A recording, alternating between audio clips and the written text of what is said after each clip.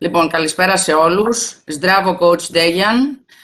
We're very glad that you are with us today to share your drills, your philosophy. Coach Dejan knows Greece very well because his wife used to play volleyball as a professional player for years here. He is also coming almost every year for summer holidays, as I know, and I hope he will continue to do it. I will tell you first some information about him. He started working as a professional basketball coach for youth teams in 2000. In 2011, he gained FIBA license and FIBA Euro coaching certificate, very important for coaches. For the past 10 years, he is responsible for one of the best youth basketball programs in Slovenia, Helios Domžale, his team. He is also involved in Slovenian Basketball Federation programs, working as an assistant and head coach of Slovenia under 18 and under 16 national teams. He has named Slovenian Coach of the Year for youth categories for 5 times in the last 10 years, voted by all the Slovenian coaches. He is also the writer of the books Basketball Drills from A to Z that you all know. This weekend he has in the Final Four of Under 19 and took the third place with his team. Today he will analyze for us one important subject for all ages, offensive and defensive rebound and box out. So coach, enough for me, you can start your presentation. Okay, thank you. Kalispera, I guess it's like this. Yes, my wife was there in Greece, but I don't understand you when you talk. I don't understand nothing, so you can tell bad words and bad comments about me, so be free to comment. Okay, thank you for the invitation. I'm really glad to be part of this story and to discuss with people from your country about basketball, because I guess the sharing of knowledge and discussing is very important for our job, and this is one of the most important missions that we have to understand, to share something. So I'm not here only to discuss about my topic. I really want to hear at the end something from you, to learn from you also, not just to talk about my ideas. So I hope we will have some discussions at the end, and this is it. So let's start with the presentation. Can I share it? Yes. Yeah, I can start. All right. Okay, so like we said, my topic will be rebounding, offensive and defensive, or let's say boxing out. It's something that is not really, let's say, fancy, or it is not something popular for players. It's a thing that let's say, passing the ball, rebounding, playing defense is not that funny for young players, but we as coaches knows how much important it is for the game of basketball. So let's start with the offensive rebound. We will discuss at the beginning and talk about the offensive rebounds. I think that we have three things that are closely connected with the player's character, and those are all the defensive fundamentals and hustling for the ball. So let's say when the ball is in no one's position, who will fight for the ball, let's say like this. And the third one is rebounding. So those three things are really connected with the character of the players. We heard a lot of times that we say this player has a big character, or this player does not have any character for basketball or for sports. In my opinion, those things are open to learn. We cannot just say and let's say, for example, this player cannot learn this stuff. Everyone can become better in this mentioned things that are connected with characters. So, in my opinion, 20% of things connected with rebounds are knowledge, technique, experience, and physical predispositions. So knowledge we will discuss later, every chapter slowly, but we are only talking about 20%, not more, because the preparation, I'm sorry, the last one, not more than 20%. So we will leave all the other 80% of the rebounding connected to the character again. So desire to get the ball, that's the first stuff. Some fighting spirit and self-sacrifice. We can call it with the word character. So if you want to become a rebounder, you can do it. You don't have to be a big guy. You don't have to be strong. You don't have to have any technique or any knowledge, just the will to get the rebound, and you will be a great rebounder. So you just have to have the will. Some fighting spirit. We have kids at the beginning which are ready to fight for the ball. That's connected with the education, the things that the kids takes from the education from home, from kindergarten, from school, and from the street. But again, there are a lot of drills that we can make on our practices to rise up the fighting spirit. That's my opinion, and I make a lot of attention to that. We have a lot of talents which are not ready to fight, and at the end they never become good players. Only with talent of basketball. Self-sacrifice. I mean that like a good rebounder is making some sacrifice for his team and not only for himself, because if you take a rebound, you make something in the statistics for the whole team, not only for you. If you score a 3-point shot, you will have 3 points for yourself, but if you take a rebound, you make a huge contribution to your team. And at the end, character, that's the one word that we discuss a lot, and we say this guy has a character, the other one doesn't have it. We have to insist to rise it up in our practices. Okay, so let's go on with offensive rebound, and we will say like this: every player can be a great rebounder, a great defender, and gain the reputation of a great fighter. How to get to that? We have to insist all the time and don't forget about it for a single practice.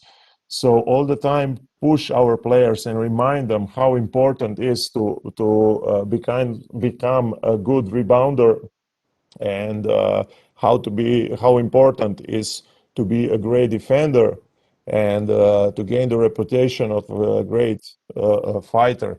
If you think about your team, and if I ask you who is the best rebounder and who is the best defender, or who is the greatest fighter on your team, you would find some guys or girls at your team. But at the end, if you think about it, if you make all the players at your team good rebounder, defenders, or fighters, if you rise all of them for a few percents, you would get a really better team in all of these segments which are connected with the character again. So the next thing is we should push our young players at the beginning to go hard on every rebound because that has to become a habit. And if you have good habits, you will have it for the whole career, you know. So that's my opinion. And I think when you start with really early with good habits, you will help your young players for the whole career. Even if we talk about senior players, I can talk from I didn't work a lot with senior teams, only for one season, but I can talk from my playing experience.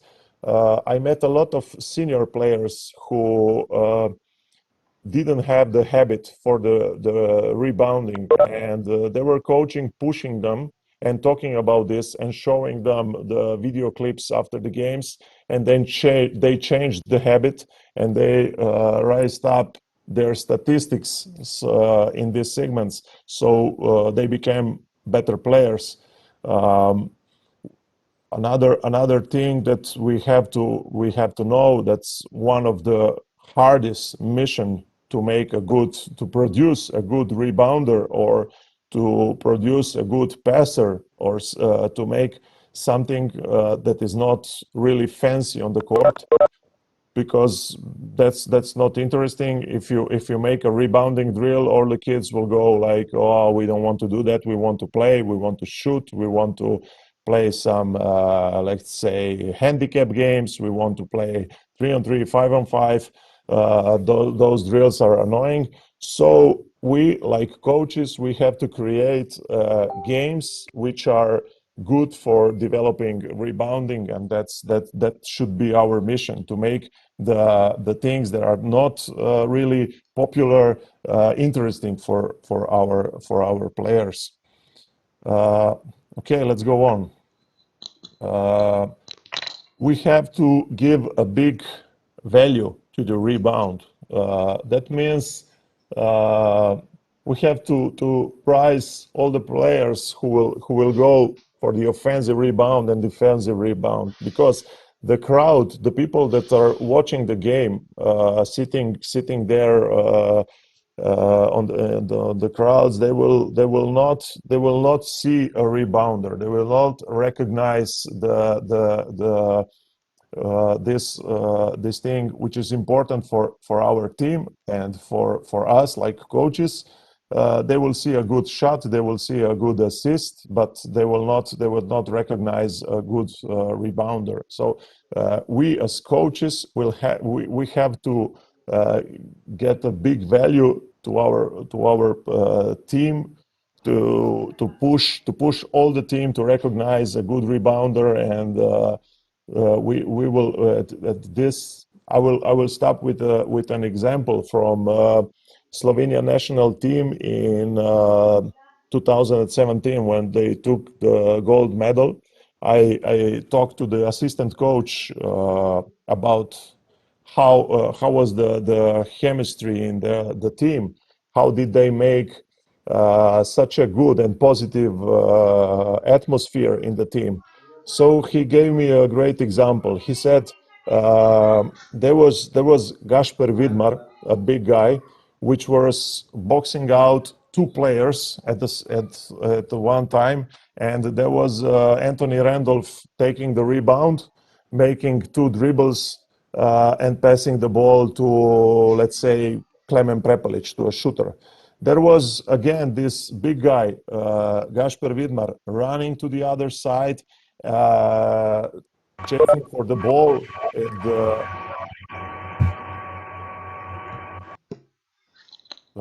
Chasing for the ball underneath the opponent's basket, and he was taking all the focus of the defense on him. So this Klemen Prepelic took an open shot and make a 3-pointer. There was a timeout, and you could see all the team of Slovenia giving hands to Gasper Vidmar, not to Anthony Randolph or to the shooter, but to that guy who made the job that no one can see or no one can recognize. So that's important for the chemistry of the team. to give the big prize to the rebounder. So that's the only way to motivate your players to think about the importance of getting a rebound. So the offensive rebound can be really connected with the defensive transition. In my opinion, every team from, let's say, under 15 to the professional senior team has to have an organized defensive transition. We cannot start the season without the rules in the defensive transition. Maybe we will put some let's say, small rules, or we will define everything, but we have to talk about the defensive transition. So every defensive transition will start with the offensive rebound first. So in the next chapter, okay, here I forgot to put some translation. I'm sorry. So we will discuss now a little bit. I would like to spend some words about the defensive transition. Okay, put the translation to. Okay, so if you go for an offensive rebound, you will stop the transition of the opponents. How you can do that? So even if you don't get the offensive rebound, you will go there and you will be the closest guy to the opponent who got the ball, who got the defensive rebound, and you will be there stopping the transition for a few seconds. Of course, we have to set the rules, like I mentioned before, how to stop and how to run and how to define our defensive transition. So we can also change it during the season if we talk about a senior team regarding to the opponents or regarding to our roster. For example, if we have a big roster with an athletic team and with some, let's say, if we play with two big guys and the big forward, we can go with 3 players on offensive rebound. Or if we have a small team, we play small ball, we want to be aggressive, we can only go with, let's say, 1 or 2 players for the offensive rebound. So here are the 2 options. The first one, like you see on the photo, you will define, for example, position 1, 2 will always run back. It doesn't matter who will take the shot, and the position 3, 4, and 5 will go for the offensive rebound. This is, let's say, one option. The second option would be the 3 players or all the players which are based above the free throw line will run back, and all the other players have to go on the offensive rebound. I like to set these rules. Why? Because at the beginning you set the rules, and then you can ask your players to do that. We cannot, let's say, play a game and lose because we got 30 points from the transition.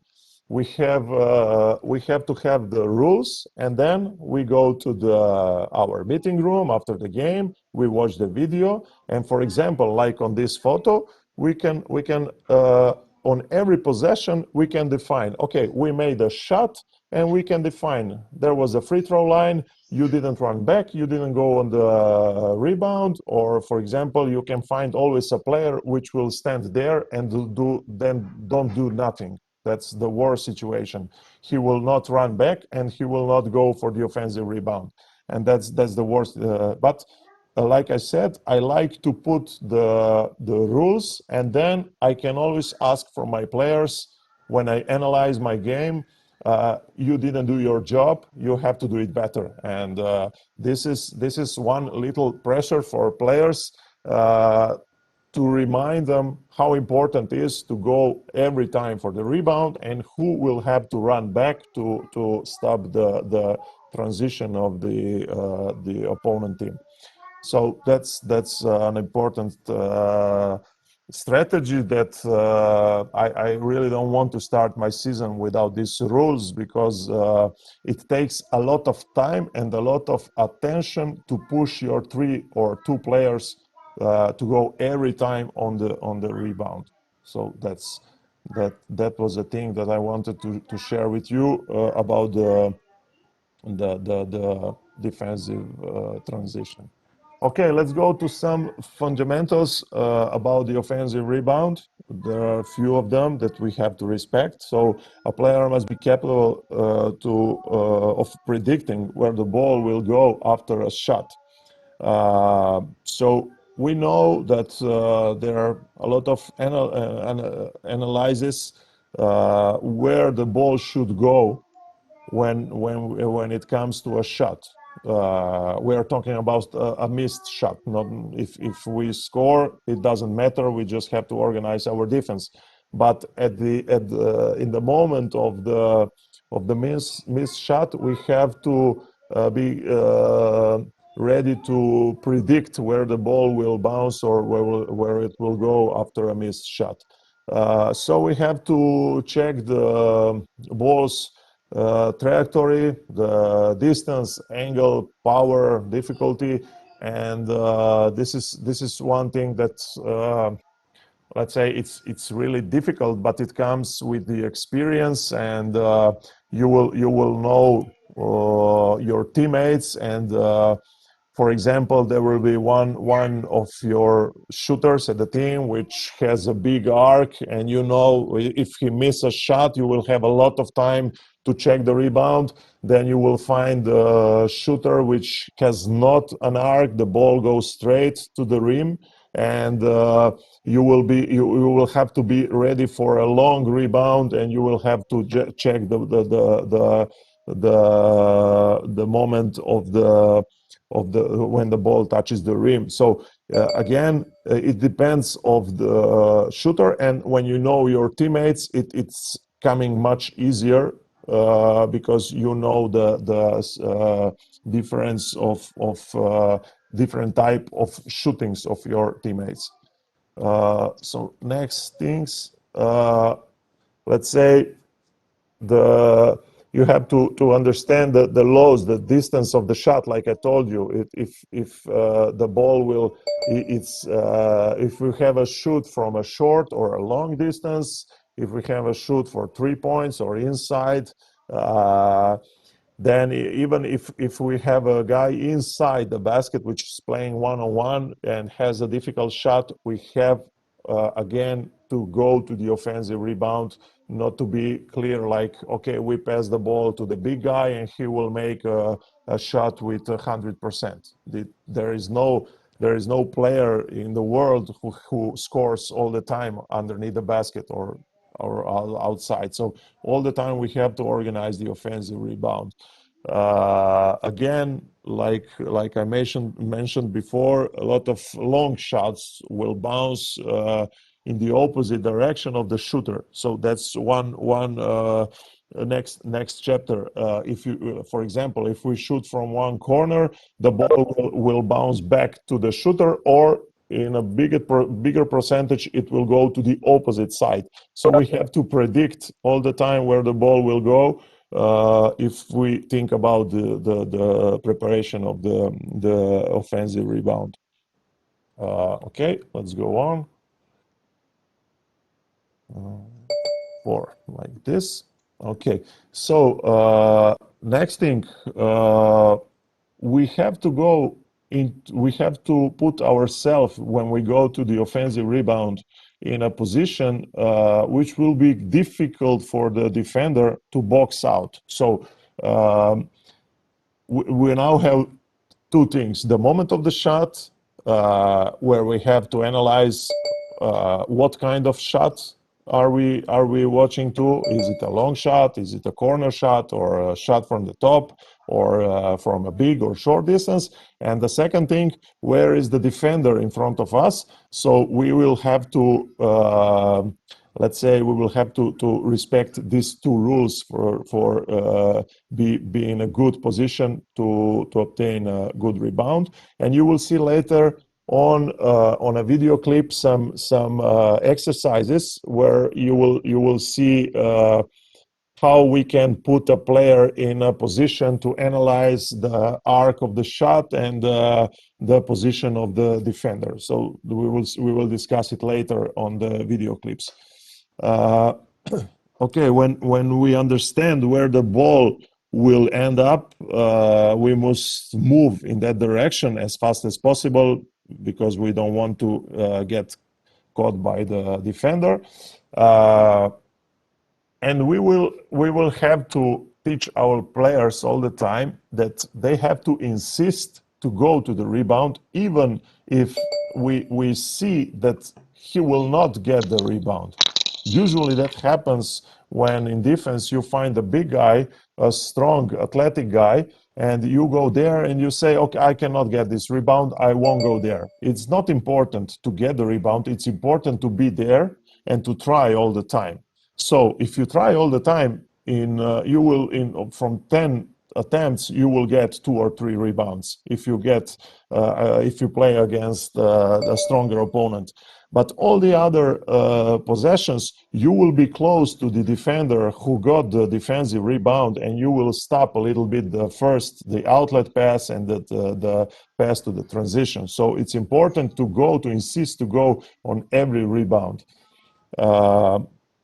So that's again one part of the defensive transition, like I talked before. So physical condition, it's again important, because you will find yourself in a situation that will push you to jump for 2 or 3 times in the row in 1 or 3 seconds, let's say, some consecutive rebounds in a contact which will need a lot of physical preparation. Then stability is important, because we want to stay healthy. We don't want to put on risk our ankles and our let's say, to get an injury. So it's important when you go for a rebound, when you get the rebound, the stability, how to go to get the rebound, and always when you are in contact with the defender, to try to get in a vertical position. You know the rule that if you go to jump over the defender, you will always be charged for a foul, for an offensive foul, and in a situation of bonus, you will give the two free throws to the opponent team 30 meters from the basket. So we have to be in a position of a vertical jump. So the offensive rebound must happen vertically, like I told you, and defenders can move slightly into contact. So don't get yourself in a position where you will be charged for the offensive foul. Okay, let's go on. In the moment when the player gets closer to the ball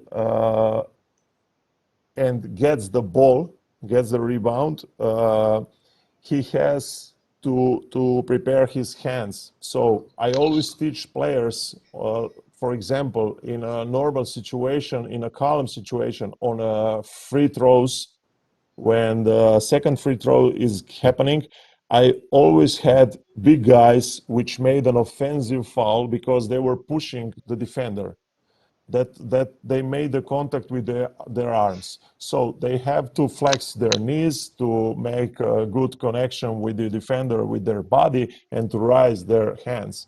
I learned a lot from a coach from Bosnia which told me how he was working on his individual practice with his with tall players. He pushed them all the time when they are in a position of the offensive rebound to rise up their hands and go all the time with the hands like this. At the beginning, it's difficult, but if that comes at the end, it becomes a habit. It's a great habit for the whole career, because you will have a big guy which is not making an offensive foul, and he is there ready to catch the ball. If we think about a big guy with 2 meters and 10, with a young guy, he will be in a good position to get the ball, but his arms will be late and he will miss the rebound because he's not ready. So the arms are very important. So we have to teach them to grab the ball with both hands, not to go with one hand, because the ball has to be protected all the time. And when they comes to the rebound, they have to keep it in a position not lower below the shoulders. So the ball has to stand high with elbows extended. So the ball has to be protected. Again, when working with big guys, my experience, if the ball stayed upper the position of the head, and there were players making fouls on them when stealing the ball, they were not charged on a foul. When they put the ball down lower and there were smaller guys making foul, there was no whistle from the referee, because the ball was not protected. So the referee will not protect a big player if he will not protect the ball. That's my experience. Again, a good balance means that he has to make a good receive when he gets to the ground with both feet down. Okay, let's go on. So again, at the end, every player can be a good rebounder, and every coach, for example, you have a junior player which is ready to go to the senior team. He will always get the attention of the coach and his new teammates and the respect of the older players if he will be a good rebounder. Everyone will love to have a good rebounder. If you put talent in a senior team, let's say a guy of 18 or 17 years old, to a top level, and he will be a good shooter, a good ball handler, he will understand everything about basketball.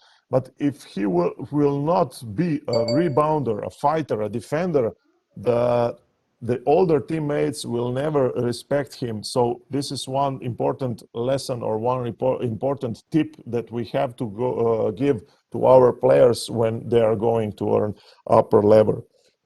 A team which controls the rebound usually wins the game. That's the statistic, and that's one thing that we have to understand. And it's a sentence that we can use to motivate our players on practices. Okay, now we will go to some drills for the offensive rebound. So we have a shooter, and we have 3 players inside the paint fighting for the rebound. The player who gets the ball has to finish with the scored basket. If someone will get the rebound and will miss the shot, they continue until a player will make a shot. So that's the only rule of the drill. And now we can say, let's go again. We can say there are no fouls, so we can rise up the let's say the aggression and the physical endurance. So we can set the rules depending of the moment of the drill. If we start at the beginning of the practice, we will go a little bit slower and we will say no fouls, just go up and try to obstruct the shot with no foul. But if we want to get some fighting drill out of this. We can say go, and there are no rules, no traveling, just go. You can fight, you can make a foul, you will be not charged, and we can set let's say here a result. You can go until, I don't know, 5 points, and that's the meaning of this drill. You can make it with more players or with 2 players only. That's up to you. And one thing that I want to again talk about, you can do all these drills, even if a shooter scores. He has to try to miss, but sometimes he will score. Fight even after a score shot for the possession. Try to get the ball from the net and continue with the drill. So that's one drill. The second one, you have 2-on-2. You have coach on the free throw line, like this, box out, and they play 2-on-2. The team that gets the rebound has to score, and they play until one team will score. And we can set the rules. If you score, you go to the defense, so you will be in position easier to get the rebound. If you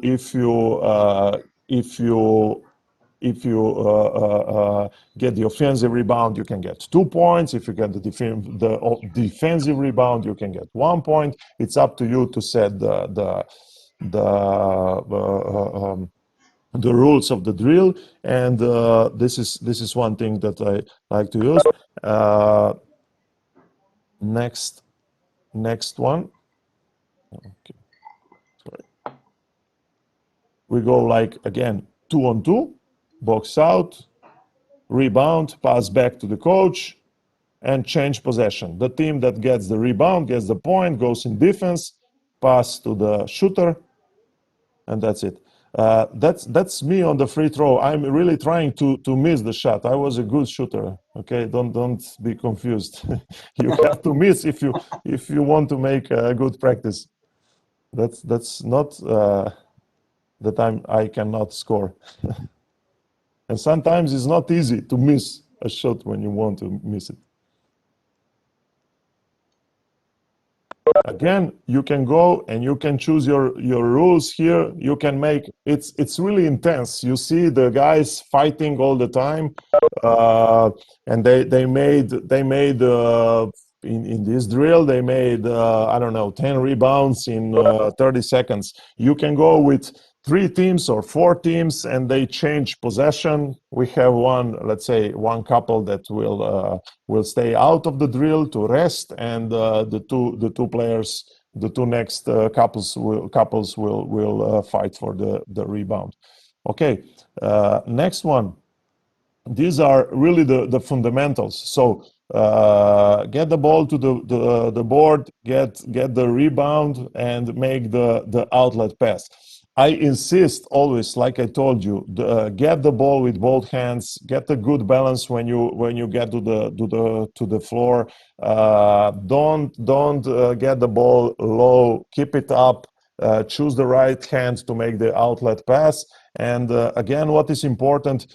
First you make the good vision to the court, and then you choose the right pass, because maybe the defense will be there, and you will lose your ball. How many times do we get a good rebound and we give the ball back to the other team because we are not focused 100%. So this is again a habit, and we have to go without contact to get the rebound. So here is 3-on-0, something that you can go on both sides to get, let's say it's good for warm up, and you can go with let's go once again. You can go with, let's say, to finish with your face watching the baseline, and to make a pivot you can go with turning in the air when you get the ball, and that's the idea. And again, you can use more players. Okay, now we go with both sides to get passes with both hands. Now we are focused only on rebounding, so I don't want the players that gets the ball to make a sprint or I don't know. We want to focus on one detail, and that's the rebound.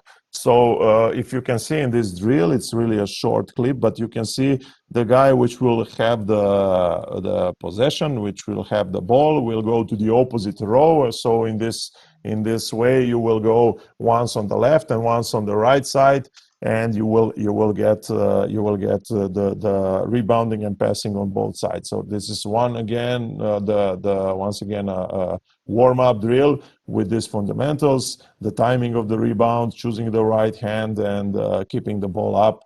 So the execution here is not really perfect, but for the beginning of the practice, it's okay. Okay, let's go on.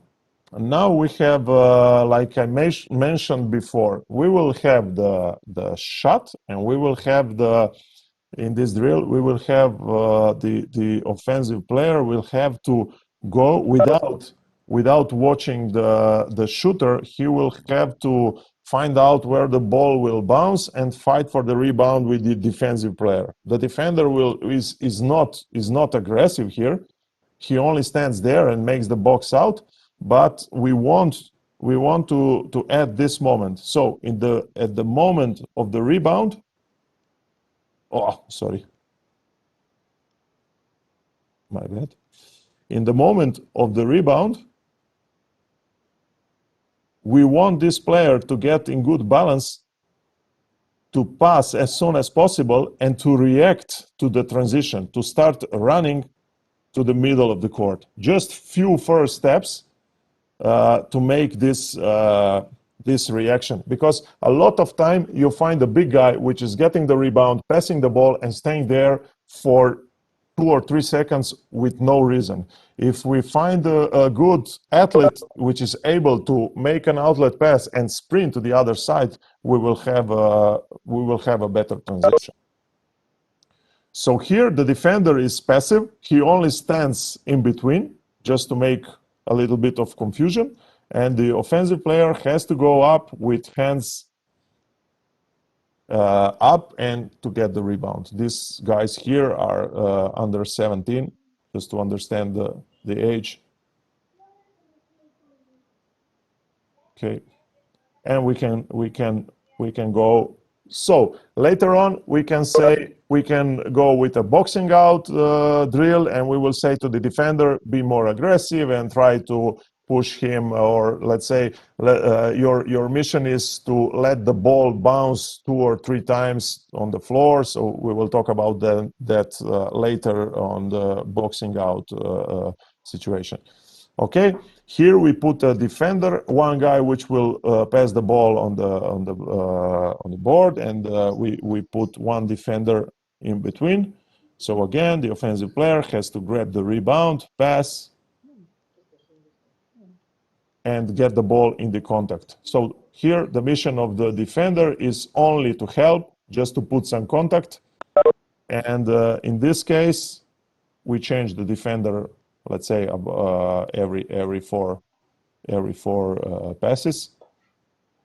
In this case, we push our players to play in contact, because usually players don't like the contact and they don't want to go to the body. They don't want to get to the, I don't know, he can get injured, he can get wet from the other player, and that's the thing that we want to improve with such a drills.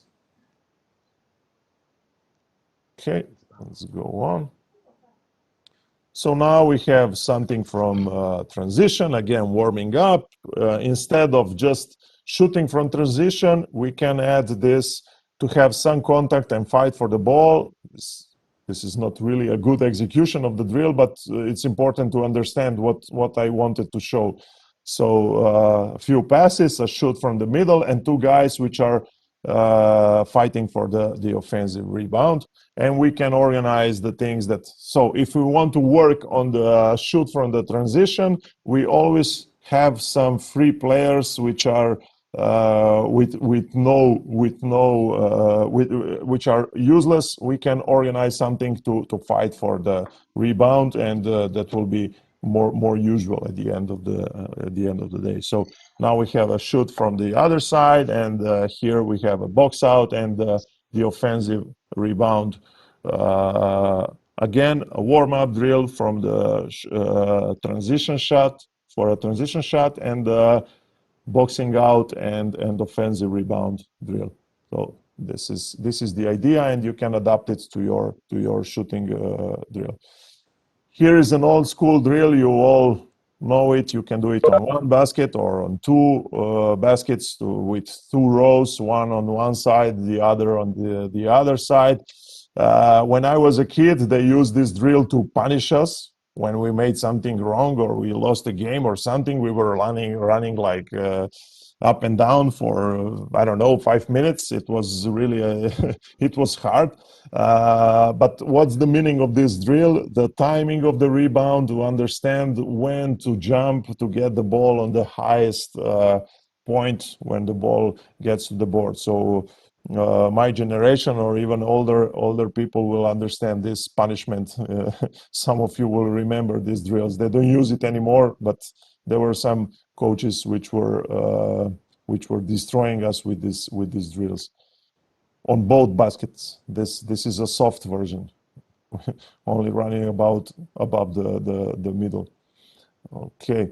Now an individual drill for one player just to move from one side to another. It's more a conditioning drill than something that we want to do for rebounding, but to keep his eyes up, to put the ball to pass to himself and to get from one side of the paint to another. Okay, now we have two penetrations and fighting for rebound. Again, a drill for spacing, for dribbling, and we will see those are three big guys, so the penetrations are not really nice to see, but you will understand the drill. Shoot from the corner and fight for the rebound.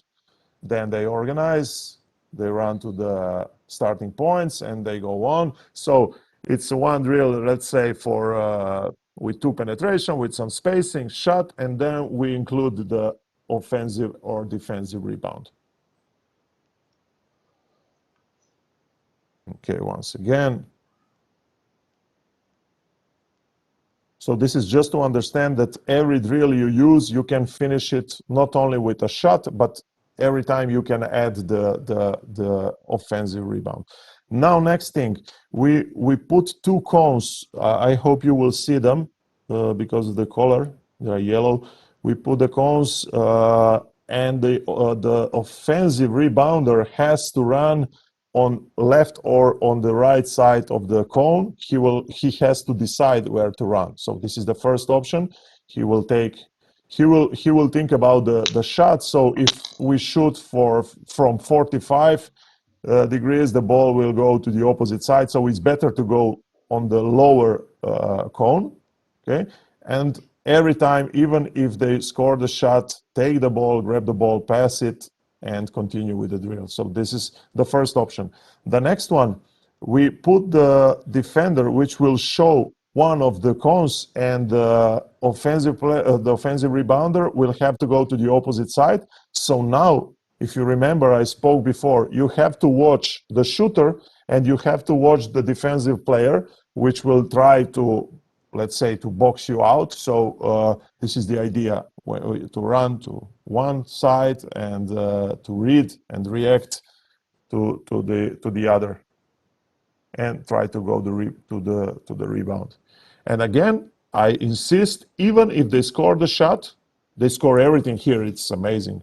It's not really common. Even if they score the shot, go take the ball.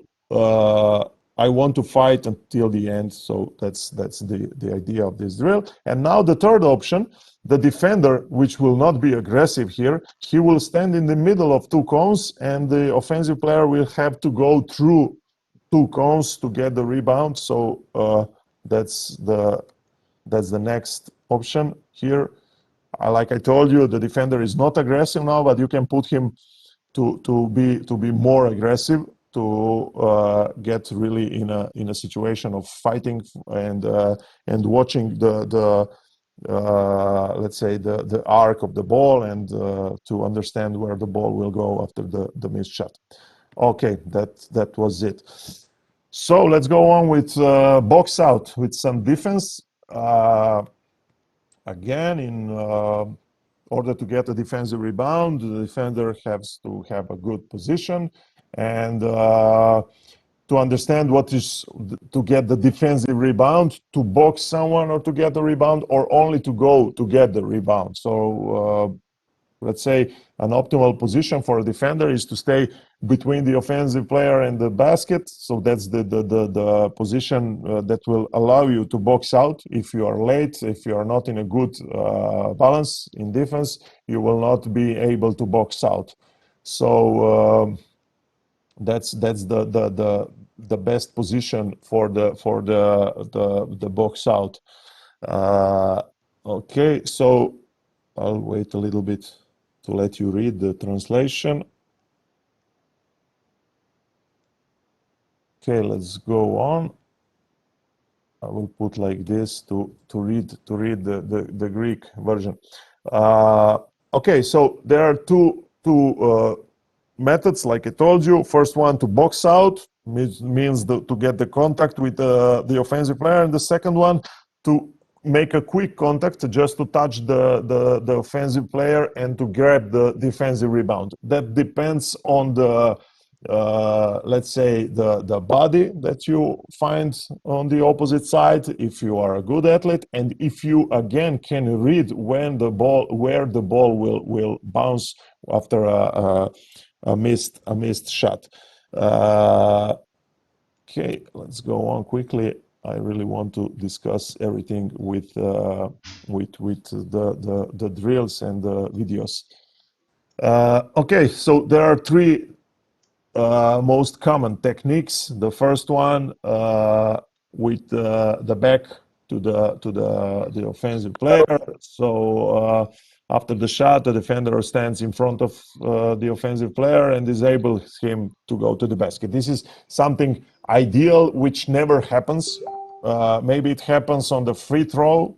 It maybe happens underneath the basket when you have a good contact and control, when the offensive player does not have some place to run and to go left or right. So this is one thing that we can learn, but it's we can use it only on a situation of, let's say, free throws. The second one, which is more common, or which is more let's say we can use it in more situations, a reverse pivot, and the contact with one hand and the other hand ready for the rebound. And now if we have a good position from this situation, we have to be ready to get the rebound with both hands. Even if we establish the contact with one hand, we have to get the rebound with both hands. So that's the second option. And the third one, with our face. So this happens when we, let's say, in a mismatch situation, or when we play against a stronger offensive player. We have to go with the face. We have to push or stop the rebounder, and our mission is only to stop him, not to get the rebound, because it's impossible. We don't watch the ball, and the defensive rebound should be collected by another teammate. So that's the situation that we use against a stronger, bigger offensive player. Okay, again, some fundamentals. In the moment of the shot, it's necessary to analyze where the player is, where the ball will bounce, etc. So the defender should put himself in a position that enables him to see the ball's path. So if we know that that will comes to the shot at this in the second of the shot, we have to go there to put the contact, so the offensive player will not have the time and the clear vision of the ball. So that's the ideal situation. It's really hard to get it, but if we want to get a good box out, we have to respect this rule. The most common mistake when, oh, sorry, the translation, my bad. The mistake when boxing out is focusing only on the ball. That happens a lot, and that's a bad habit. So there's a shot, and we see defender watching the ball and waiting that it will fall in his hands. That's the biggest mistake. We have to go to the contact. When we analyze our player, he has the attention to go to the offensive rebound. So we have to go to the contact first, and then think about the ball. Even if the ball gets to the floor, bounce 1 or 2 times, it doesn't matter. We will collect it later, or our teammate will do it. Okay. The defender has. As the defender, sorry, I have to move this a little bit. As the defender has the control over the offensive player, he prepares himself to catch the ball. Like I told before, don't just wait there, be in contact and try to get the ball with one hand. It will not happen. You will have to get the right moment to leave the contact and to grab the ball. That's also one important thing, one lesson to learn. In the moment of boxing out, the defenders often make an illegal contact with hands, grabbing the offensive player with arms, or even taking for the jerseys. That's a foul. So the thing that we want to do with one hand is, let's say, elbow like this, which is not pushing, but only keeping the offensive player on the position.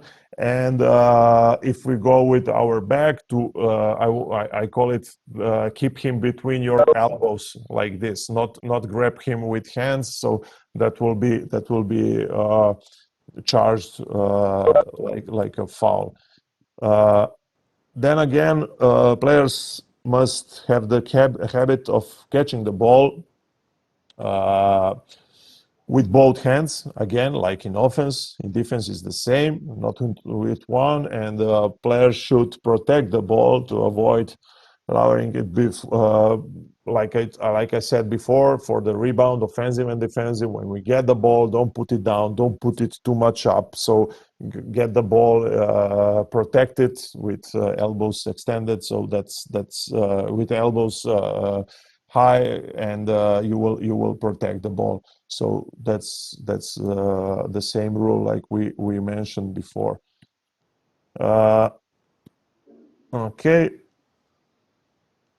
So the reaction is very important when we get the ball, to react, like you saw before in the video, how to pass the ball, where to pass the ball, and to react fast from defense to offense. A big difference between an average and a great team is in the time of reaction from defense to offense, or from offense to defense. That's the sentence from Jose Mourinho. He was talking about soccer, and he used this sentence here. So the difference between an average and a great team in soccer is in the moment of reaction, from defense to offense, and the opposite. So if we compare a soccer game to a basketball game, we have many more changing of possessions in basketball. So if we go and we shorter our reactions after we get the defensive rebound or basket, and we react fastly, we will be a much better team. So that's really something that we can use from soccer to basketball, and we will get even better results. So I heard it's from Jose Mourinho, which is not connected with basketball, but it's a useful stuff. Okay, now we go on with some box out drills. something that you probably know. You all the time I'm showing the drills from the books. Now here the rule from this drill, like I was talking before for the defensive transition, if you remember, let's say the two guys which are above the free throw line will go for the offensive rebound, and two guys which are near to the basket will box out. So that's the idea of this drill. In the moment of the shot, two guys has to box out and two guys has to go to the offensive rebound. And again, we can make it more funny and more competitive if we say the player who gets the rebound gets a point, the player who gets the defensive rebound gets 1 point, the offensive rebound 2 points. When we add pointing and competing, we will get the drill more intense. Okay, that's the idea of this drill. Okay, now this drill is 3-on-3. You have 3 players running in the circle and 3 offensive players on their positions. At the moment of the shot, you have to close out the nearest player. So that's the idea. And again, when you go and make drills like this, which are controlled, which are with no contact, with no serious game, you will find players which will get the rebound and they will softly pass it to the coach and they will run again. I always push them, try to get a hard rebound, make a pivot, watch the whole court and make a good pass. Don't make traveling, don't make a soft pass, don't make a dribbling after a rebound. That's again one thing that young players like to do with no reason. So box out, rebound, pivot, and pass again to the coach. That's 3-on-3. And we can organize it like here. The offensive players are passive. They don't go for the rebound. We can go and say, if you get the offensive rebound, you get points, etc. So here we go with 4-on-4, the same drill.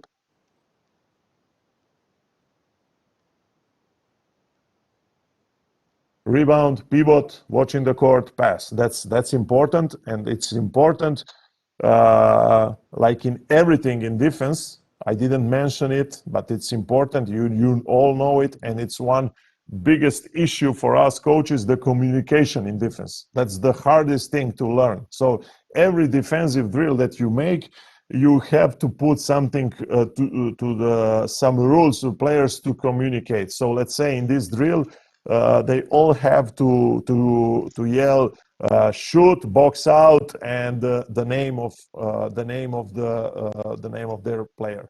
Okay, we go on 5-on-5 here. The same thing.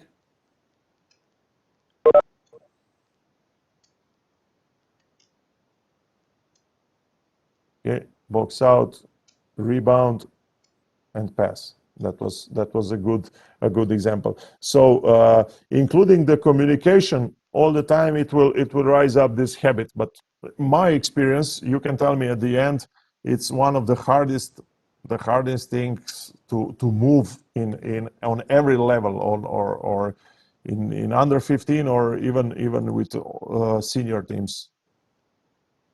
Okay, now like before, we had the drill for the offensive rebound. We have something 3-on-0, some warm-up drill. Again, pass back, shoot, and we define who is in defense, who is on offense, and we have a shoot from let's say mid-range, and a drill for the box out.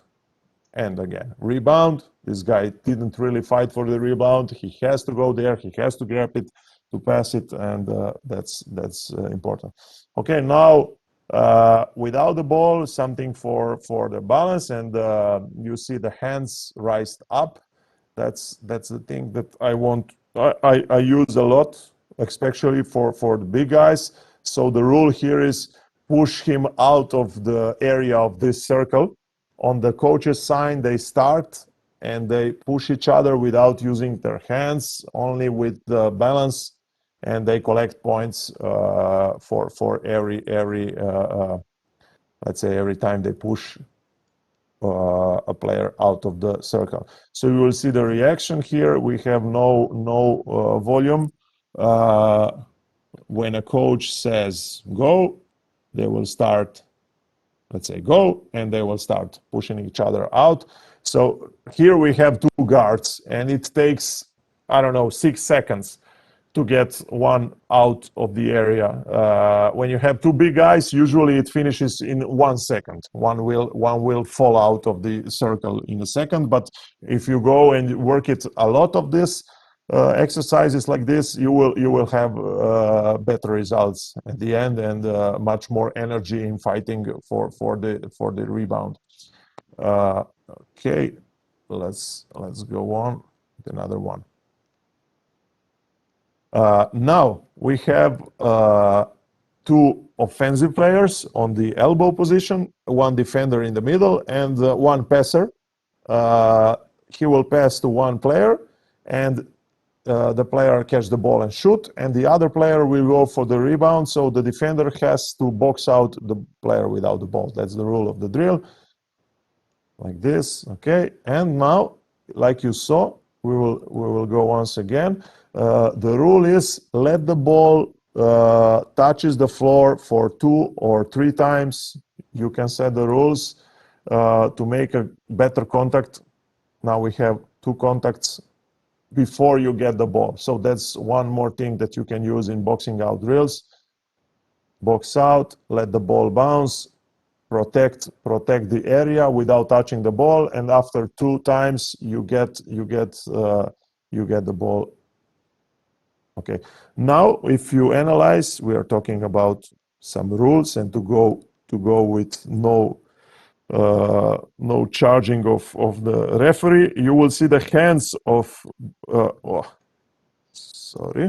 you will see the hands of this guy, which makes the the box out here. That's a charge because he was grabbing the sorry, something stopped. We will see the hands of the defensive player who grabbed the guy he was boxing out, and he made the charge. So okay, it stopped.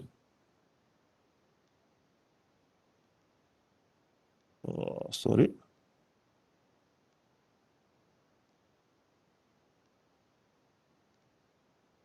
It stopped a little bit, so let's hope it will come back.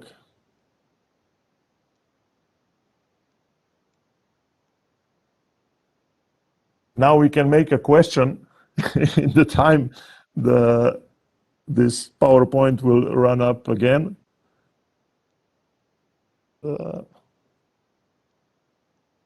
Or we can wait for a few seconds. Let's hope it works.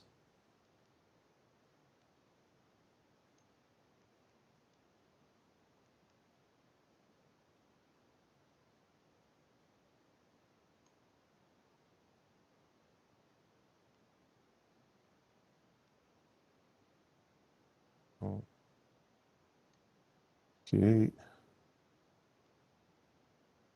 Okay, here we are. Okay, sorry for this. Let's watch again the third situation here. No, that's not the right clip. This one here. Let's watch the third situation and the hands of the defender. You see, there's a charge, in my opinion. So it's quite impossible to make a good box out without any contact of the hands. But we have to insist, if we make something like controlled like this, to go without grabbing the offensive player with hands, or for the body, or even for the jersey.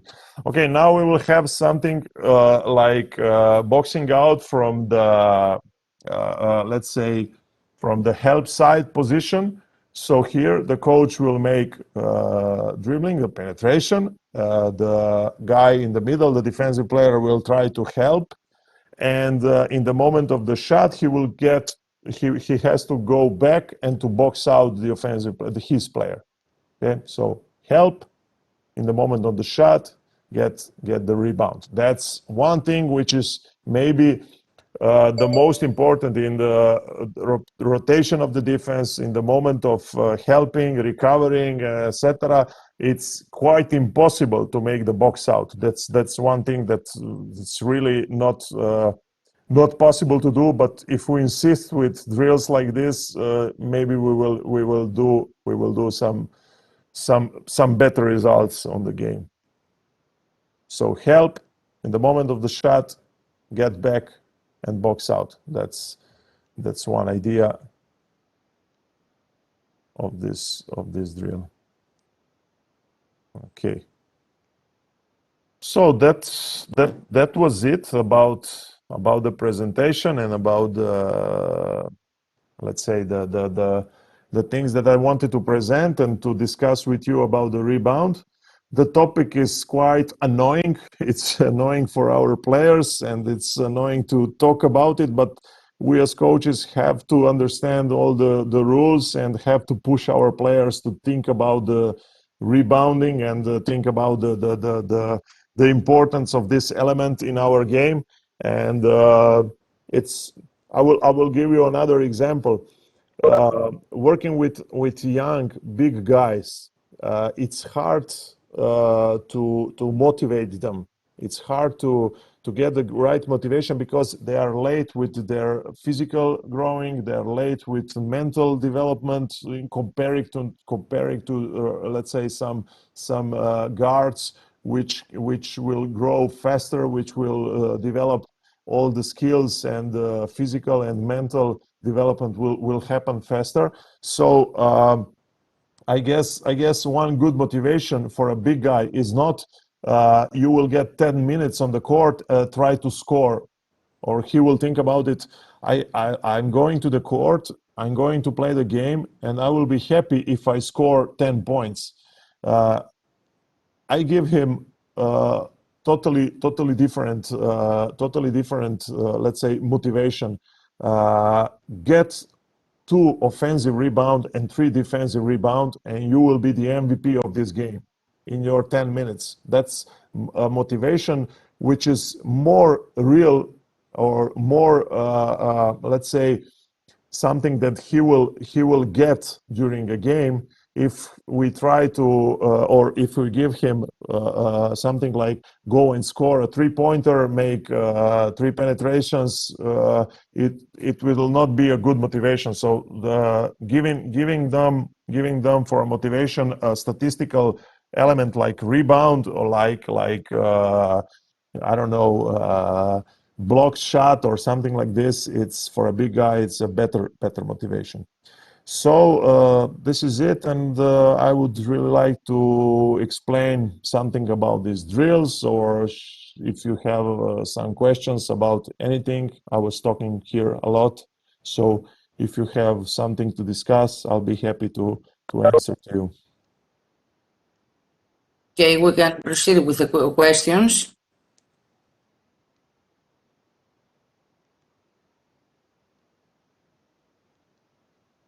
Ελένη, θα μπορούσα να ξεκινήσω εγώ. Ναι, coach Kritistakis. Coach, congratulations for your presentation. It was very nice. A lot of details and good methodology. And we learned a lot. Let me ask you something. You know, rebounding is a fundamental that everybody, I mean coaches, during game they shout, they call, hey, get the rebound, box out, guys, don't let them get to the boards. But let me ask you, how many times per week do you work on this? Or how many minutes do you spend in every practice to work on this, on rebounding? This is my question. Okay. Thank you for your nice words, first of all, and a nice question. When I go to listen to a clinic, I always find a coach which presents one topic and he says this is the most important thing. If someone is presenting the passing, he will say this is more. I was talking about rebounding, and I was talking about this is the most important. And you have the feeling that we have to work on this, let's say 1 hour per day. That's impossible. that's not possible. If we work with youngsters which have 4 practices per week, we cannot spend that much time. Or if we have a senior team which has 10 practices per week, it's impossible to focus only on rebound. This is why I always want to put something like there was something you saw on a clip. For example, we go to work for, let's say, a shooting drill. I put players not in pairs, but I like to put them in three players. One will shoot, one will go for the offensive rebound, one will box out. So we find in a shooting drill the boxing out, the offensive rebound, and again he will shoot the dose of the dose of shooting. So that's one thing that we can use, not to spend too much time on only going for let's say on that passing the ball to the board, rebound. That's one thing that we can do in once per week in a practice for warm up. But at the end, I guess it's okay to include the rebound much more, and not to lose time for, like you saw, 3-on-0. I don't know, we go for a wave 3-on-0, we can finish with a shot and again go to use this element. Or let's say make the free throws at the end of the practice. We spend 10 minutes for free throws. We can put players, let's say 2-on-2 for the rebound, 2 defensive, 2 offensive player, one with one who will finish with free throw, and we will again fight for the rebound, and we'll put the player on the free throw in a playing situation. He has to score, and we will put the other 4 players to fight for the rebound. So and they change the rules, and if we want to put it again to make it like a competition, we put points. Even after a scored shot, grab the rebound, grab the defensive rebound. So to include the rebounding stuff in your let's say shooting, free throws, defensive drills, or something like this, you will add it. Or another example, when you run, or I do it when I run 5-on-0. I go on 5-on-0 with my set plays. Every time we shoot underneath the basket or a free pointer, we have to organize the defensive transition. That means I always push the player on position 3, 4, and 5 to go on the rebound, and 2 and 1 to run back, like getting back in defense. That's one thing which I had to push them every day. But right now, when I make it, or my guys are coming to another coach in another group, they are ready to do that, and they don't think about anything else. In the moment of the shot, they run to get the rebound. So that's my idea, and the question to the answer to your question. Thank you very much, coach. Thank you. Coach Yannis, who made the question, he works in the University of Physical Education and Sports Science in Athens here, and he teaches students there to get a degree specialized in basketball. Nice. How things works in the universities there for students to get a degree and specialized in basketball? How you can become a professional basketball coach? Yes. Okay. Yes, you have 2 ways. The one is to get the education like it's a faculty, it's a university, where you get the license for, let's say, the physical education, and at the end, you in the 3rd year, you specialize for basketball coaching. So you choose the sport that you want to specialize, and you get the license, the top license for the let's say the first division. And the other way is to get you have three parts. You don't have to go to the university. You have three parts. So the first one is to get the license to coach the kids until the age of under 15. And that takes around, I will not tell you exactly, but let's say it takes 2 or 3 months. During the weekends, you go and you follow the clinics, and then you have the exams at the end. You go and you follow the clinics. That's the first let's say license. The second license is for the coaches under 17, under 19, and fourth and third senior division. And the third one is to make something like, let's say, to prepare a paper, a work with, I don't know, 50 pages to analyze something, to prepare a clinic, to make a video analysis of some teams, to get the A license for the top Same division. thing. So this is the same with the university, the same level. Yes, you can reach the same level for a coach. Yes, I didn't go to the sports university. I get the other way. And for the foreign coaches, for the people who comes from other countries, they have to have the FIBA license. So they have to. You get the FIBA license if you coach on the international competition, let's say European Championship or something like this. You get the FIBA license. That's one thing. The other part is someone who comes from, let's say, from Greece and has the license in Greece, has to make something else in Slovenia to gain the license in Slovenia. So he has to go. I think he has to be a lecturer on 2 clinics, and he has to make something like a paper, like I mentioned before, to get the legal license for the A division. So you can work even in lower divisions if you don't have a license. Yes. You can If work. you cannot. No, you can't. You can't. No. Just a year.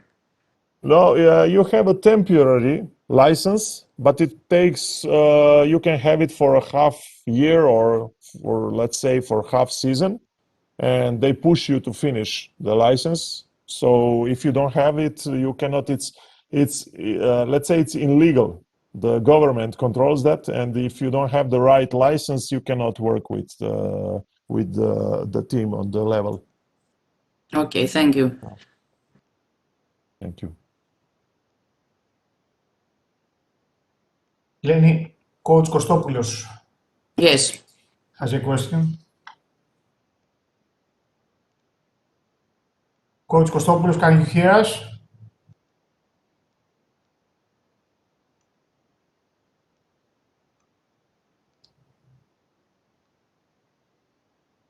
Γιώργος Κωστόπουλος. Α, έχει σηκώσει χέρι. Ναι. Άρης. Άρη, μας ακούς? Έχει γράψει την ερώτηση του στο... Α, ένα λεπτό. Έχω και εγώ μια ερώτηση μετά.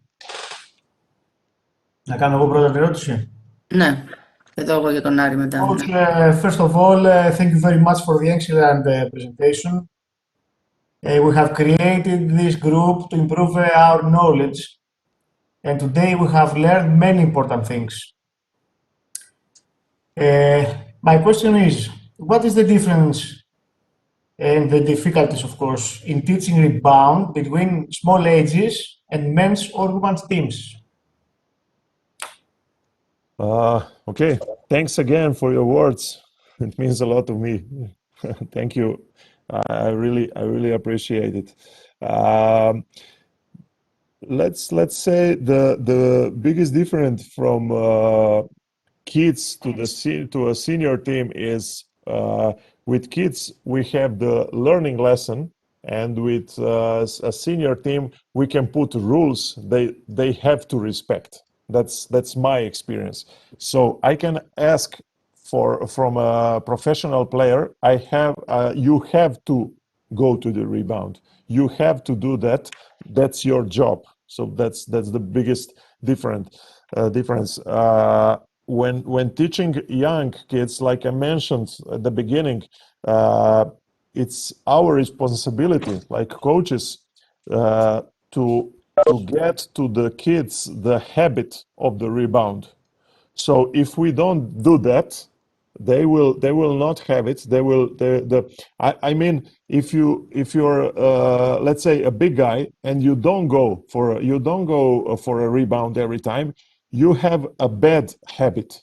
That's my opinion. So that's my responsibility. If I have a player which is ready for the senior team, and I put it there, and my senior coach will say, this guy doesn't want to go to the rebound, doesn't have a habit for that, that's my responsibility. So that's one thing that pushes me to work a lot of things, not only on rebounding, and even playing defense or fighting and everything connected with character, like I mentioned before. So the biggest difference is between teaching and let's say not pushing, but I can ask from them, go and do that, because this is your job. When you're a kid, you have to learn. That's the biggest difference.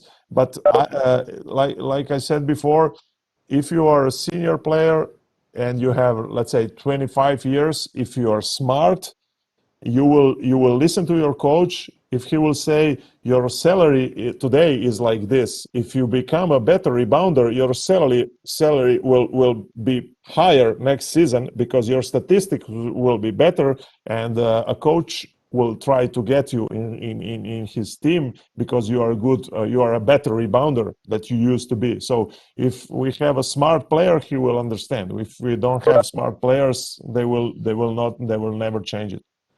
That's the biggest difference.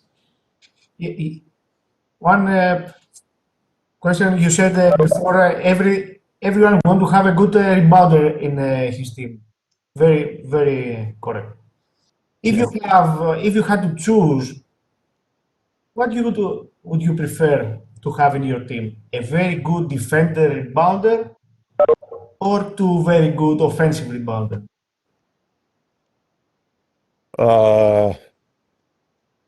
I think it's similar. It's similar. It's if someone is a rebounder, if someone has a will to go for a rebound, it's really similar. But let's say an offensive rebounder, it's much, let's say, will give you much more, because you will have more offenses. You said offensive, okay. Offensive, yeah. Offensive rebounder will give you much more, because, my opinion, he will give you more offenses for in a game. More balls. Yes, more balls in a game. So if I have to choose, like you asked before, between defender and offensive rebounder, I will choose the offensive rebounder in my roster. Thank you, coach. Thank you. Δεν σ' ακούμε, Ελένη, δεν σ' ακούμε. I send you a question from Coach Aris. Coach Aris is from the island of Santorini. Have you visited Santorini? No, not yet. Not yet. I saw the photos. It's very nice. Yes, you have to go.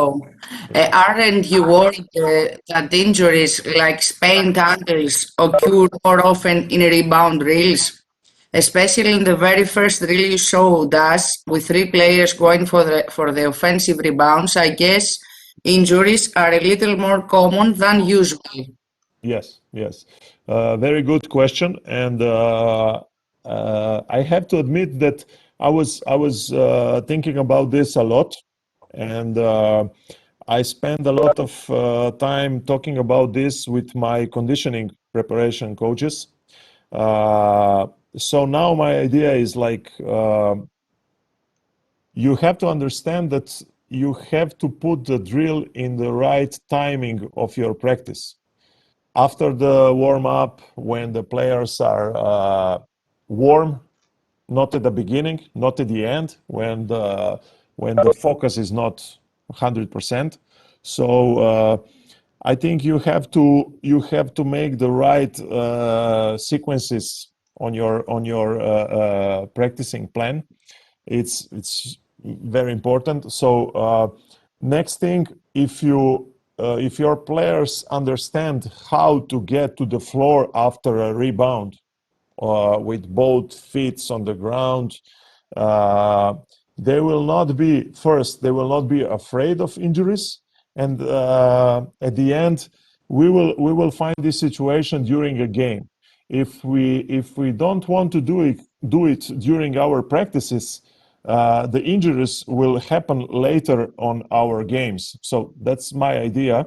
But again, it's really good thinking and a really good question. So I guess it's important to make a good warm up, to make a good preparation before you go such a hard drill. Because yes, that fighting in the paint, it's really near to some injuries. If you go at the beginning when the players are not warmed up, or at the end of the practice where the players are not focused like they should be at the beginning, it can be dangerous. But I guess it's good to make these drills to prepare the players for fighting on the game. One more question from Maris. Do you think the outlet pass after a defensive rebound should be of a certain kind, or do you let the player decide the kind of pass you make? Yeah, absolutely, to decide. If I didn't mention, if a player is capable to run let's say to dribble the ball, to open the fast break with dribbling after he made the defensive rebound, and if he can spread the court with dribbling, that's the most dangerous player in the transition, I guess. So yes, it's up to the players to decide. We have to put them in all situations to learn, or to teach them how to react after using a pivot, using a right pass. Is it bounce? Is it a pass after a fake, or something like this, or even a handoff if the guard is under pressure? But at the end, we leave it to the players to decide. That's the reading of the situations is at the end the most important. Okay. Next.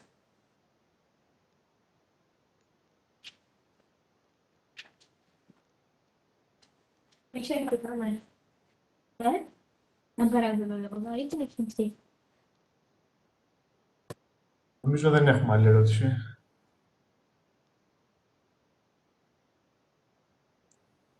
Okay, coach. Thank you very much. You have started practices from February, you said. So Yes. we can be jealous of you. Yes, we started in February. Tomorrow. Yeah, February. Yeah, the middle of February, and we started with all competitions right now. First with under 19, then 17, and right now they opened everything. So we're really happy to get back to the normal life, and I hope it will stay like this. The smaller divisions started to play games. Sorry? The smaller division than the Yes. first. Only Will be completed for this year, or they stopped? The first and the second division of senior teams, they will complete it. The first division will end in 2 weeks. They are now in semi-final. We have a game tomorrow here against the team which will win the competition against Olympia. So we will end it here, I guess. But the first and the second division will finish it, and under 19, 17, 15, and 13 division will end up with all the final tournaments. Very good. Yeah. You finished your games? I finished today with the under 19. I was only sitting on the bench. There was another guy leading this team. I'm only mentoring him. So he took the bronze medal, the third place, and it was really a good result because we didn't practice much this season. It was a weird situation, and I'm really happy with this result and for the guys and for coaches.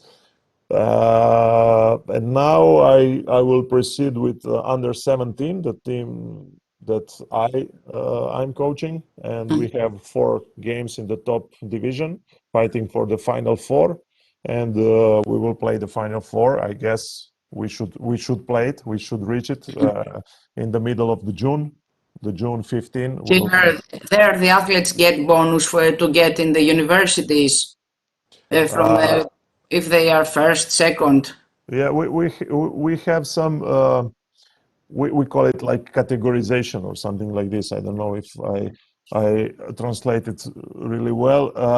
It's not really for the university. You don't get points, but you get some better insurance, and you get something from the federation. Let's say if you're injured, you have the rehab program covered by the federation, and you have let's say you have some surgery and something like this for free, covered by again the insurance of the federation, and not only covered by the federation of basketball, but the Olympic national organization. How students get to the university after high school?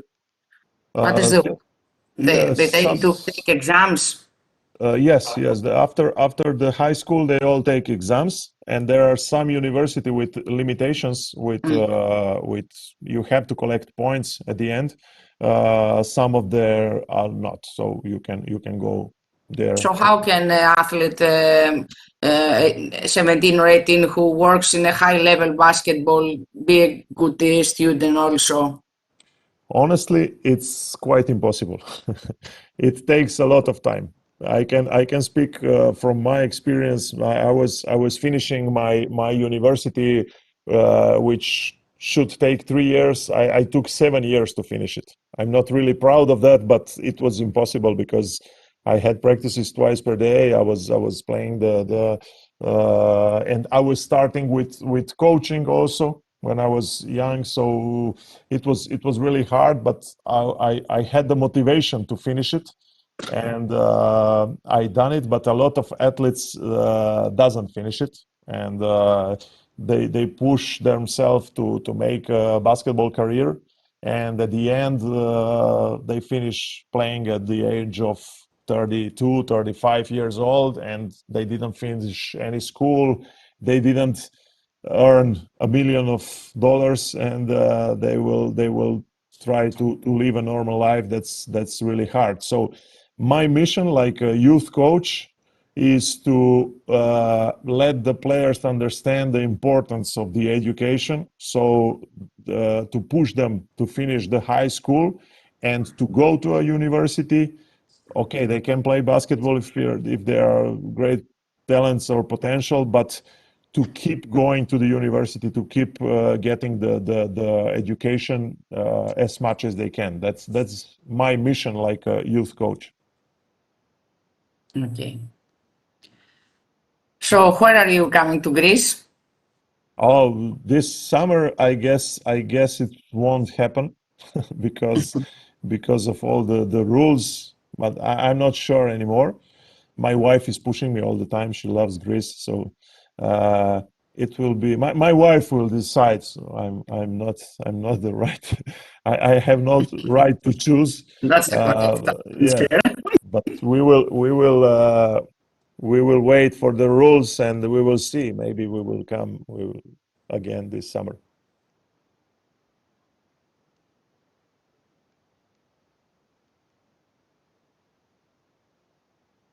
I hope you manage it. Okay, we're waiting for you in the next years to sit in a clinic here, I hope. Thank you for the presentation, and I wish you all the best. Thank you. Ευχαριστούμε όλους για τη συμμετοχή. Το επόμενο σεμινάριο θα είναι με τον coach Alex Sarama. Ελπίζω να υπάρχει αρκετή συμμετοχή, να μπορούμε να έχουμε κι εμείς δύναμη και να συνεχίσουμε. Το λέω στους συναδέλφους προπονητές. Σε 10 μέρες περίπου θα γίνει και το επόμενο σεμινάριο. Λοιπόν, ευχαριστούμε πολύ σε όλους. Good night, coach. Thank you. Καλό βράδυ σε όλους σας. Thank you. Thanks. Thanks for the attention, and I wish you a soon come back to the normal life and practices. So stay healthy and take care, all of you. Thanks for the attention. Goodbye. Bye.